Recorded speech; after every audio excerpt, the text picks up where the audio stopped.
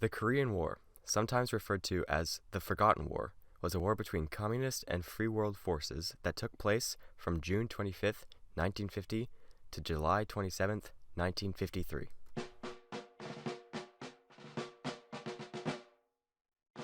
Many know of Korea as a peninsula divided into a north and a south, the north being held under a strict communist regime and the south being a first world country fueled by modernization and technology. What many don't know, however, is how Korea came to be divided in the way that it is now. After World War II, Korea was divided into two vastly different bailiwicks, these being the communist north that was established by Russia, but later ceded to China, and the capitalist south, established by America and Western allies. The peninsula of Korea stayed this way until June 25, 1950, when North Korea launched an attack on the unsuspecting south, starting the Korean War.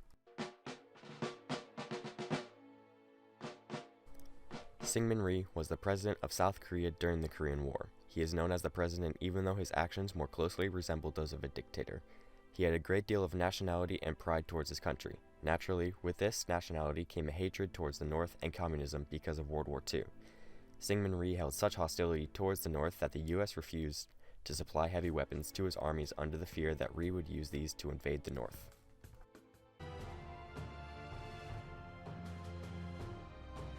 Unfortunately, this lack of supply of heavy weapons meant that the communist-funded North could easily push through any South Korean lines with their tanks and advanced weapons.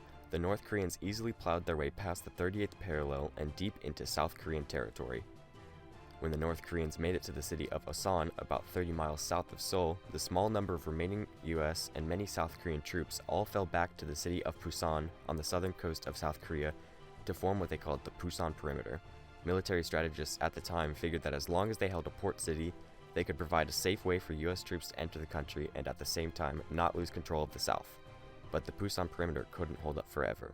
Despite it being a very strong defensive position, North Korean troops were approaching quickly and in great numbers. Douglas MacArthur was a vital player in the Korean War. He was a seasoned war veteran at the time, serving both World War I and II before being one of only 5 men ever to hold the title of General of the Army in the U.S. Army. MacArthur was a very smart strategist known for his adamant personality and brash decision-making.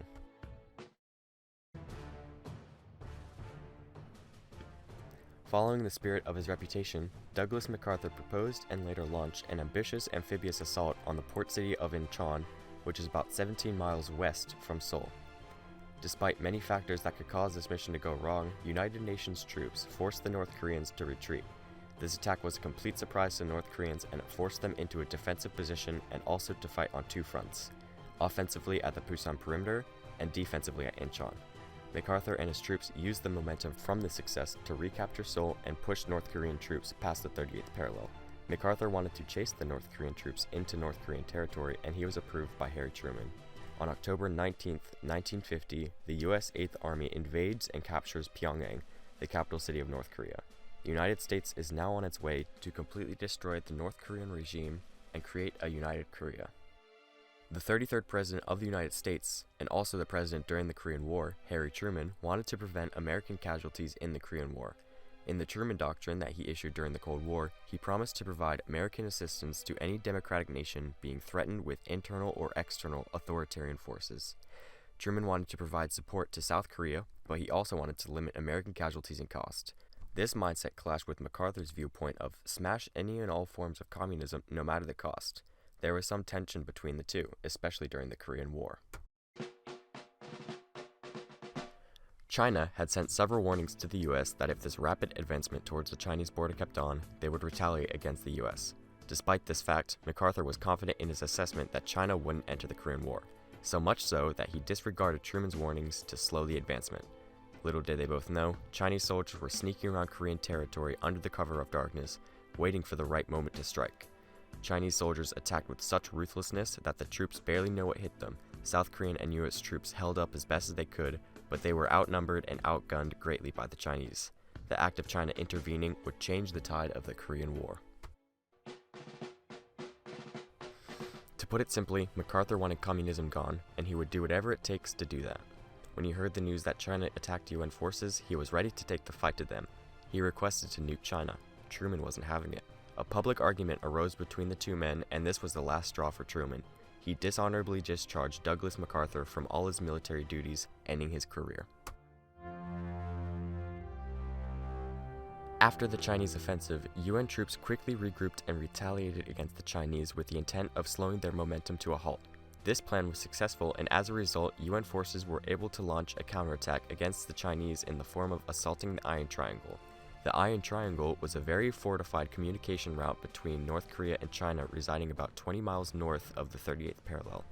This so-called Iron Triangle consisted of the cities of Chorwan, Kumwa, and Pyongyang. If UN forces could infiltrate this sector, they would cut off many supplies and communications between North Korea and China in the war. They would also create a comfortable buffer between enemy forces and the capital city of Seoul. UN forces successfully gained control of the Iron Triangle in July of 1951, and thus begins a 2-year-long stalemate while negotiations are on the table. This stalemate consisted of a series of attacks on both sides to display their power and assert dominance in negotiations.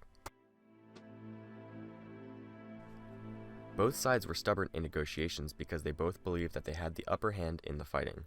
Finally, on July 27, 1953, the Korean Armistice Agreement was signed by all parties involved. The armistice effectively ended all fighting in Korea for the time being. The terms of the armistice were suspension of hostilities, a fixed demilitarization zone 4 kilometers wide along the 38th parallel, and a way to transfer prisoners of war to the other side. This armistice is essentially a glorified ceasefire, which means that any side can invade the other at any point. It is for this reason that South Korea holds a semi-annual drill in the case of a North Korean invasion. The South has also never moved past the harm that the Korean War has caused to their people, and as a result hold a great deal of detestation towards the North.